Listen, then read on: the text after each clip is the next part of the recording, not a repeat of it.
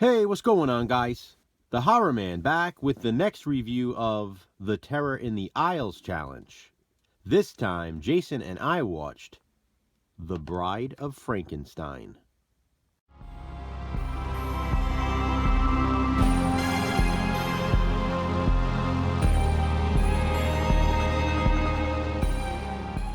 She's alive.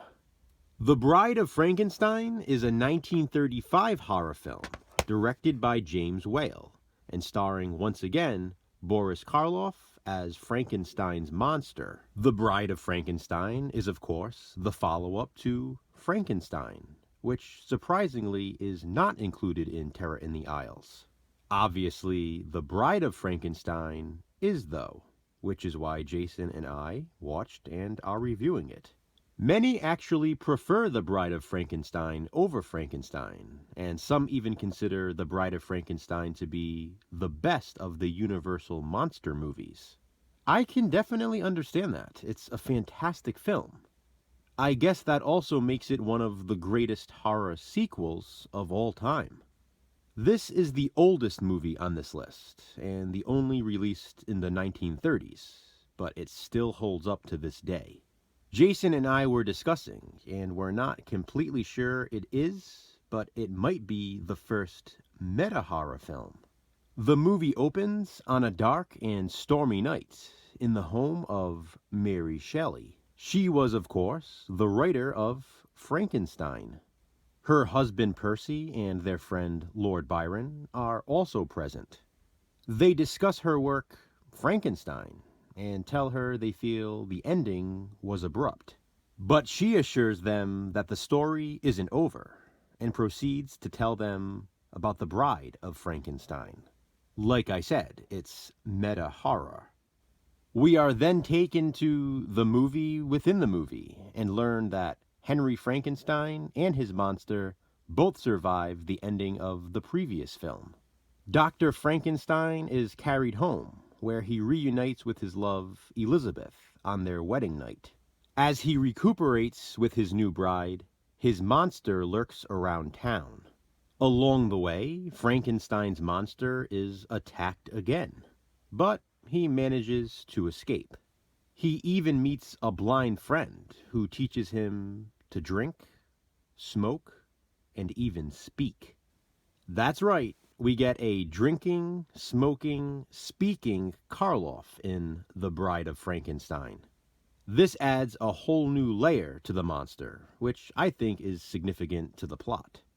Back at the home of Henry Frankenstein, the doctor is visited by Dr. Pretorius. Dr. Pretorius has been working on his own experiments, trying to create life. He would like to work together with Dr. Henry Frankenstein as sort of a collaboration. Unlike Henry's method, Dr. Pretorius has been creating life starting at the seed. Dr. Frankenstein refuses to collaborate, though. He's done with that sort of work.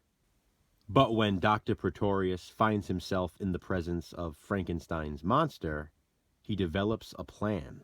He uses the monster to capture Elizabeth, threatening harm to her if Dr. Frankenstein refuses to work with him.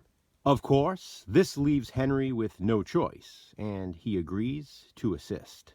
Together, the two will create The Bride of Frankenstein, because, after all, Frankenstein's monster needs a friend. He even says so himself after meeting his first friend earlier in the film. Frankenstein's monster wants a bride. It's tragic, really. He just wants to be accepted. He just wants to be loved. He knows everyone else in town hates him, and he believes death would be better than life. But maybe with a bride, life would be worth living for Frankenstein's monster. Let's be honest here. The Bride of Frankenstein is a universal masterpiece. Karloff is iconic in the role, and there's no denying that. I love that the beautiful Elsa Lanchester not only plays the Bride of Frankenstein, but she also plays Mary Shelley earlier in the film. The set pieces are absolutely gorgeous. It's gothic horror at its finest. I really like the effects when Dr. Pretorius shows Dr. Frankenstein his creations. There's murder and betrayal, and it's a truly heart-wrenching story at its core. I absolutely love The Bride of Frankenstein, and I can understand why, for so many, it's considered to be the best of the Universal monster films. My relatable recommendation is Flesh for Frankenstein. Flesh for Frankenstein is the 1973 loose remake of The Bride of Frankenstein, directed by Paul Morrissey. In this, Dr. Frankenstein looks for the perfect mate for his female monster. It's just the opposite of The Bride of Frankenstein, where they look for the perfect mate for Frankenstein's monster. The goal in both films is to create a new race between the two. I actually reviewed Flesh for Frankenstein earlier this year as part of a double review with Blood for Dracula. That, by the way, might also make its appearance as a relatable recommendation in this challenge at some point. What are your thoughts on The Bride of Frankenstein? Comment below and let me know. And please be sure to check out Jason's review. She's alive, and this challenge is alive. More reviews from Terror in the Isles coming soon. Which is next? Check back soon to find out. Thanks for watching, guys. Hit that thumbs up and be kind.